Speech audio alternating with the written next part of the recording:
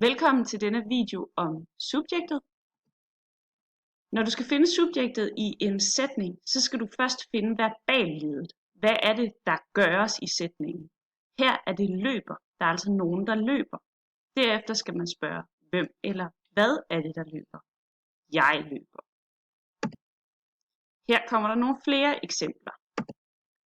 Træet vokser hurtigt. Hvad er det, der sker? Hvad er det, der gøres? Der er nogen, der vokser. Hvem eller hvad? Det er træet.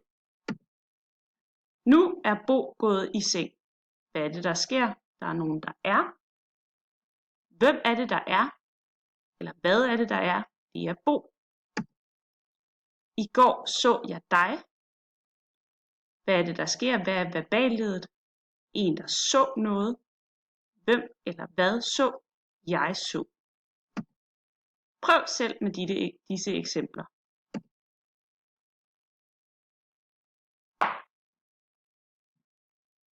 Kunne du finde ud af det?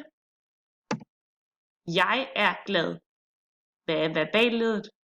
Er. Der er nogen, der er. Hvem eller hvad? Jeg er. I efteråret blev jeg forkølet. Hvad er det, der sker? Hvad er verballeddet? Der var nogen, der blev. Hvad eller hvem? Jeg blev.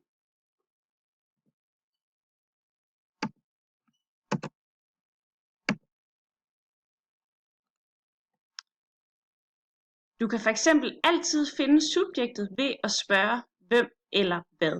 På den måde kan du altid finde subjektet i en sætning.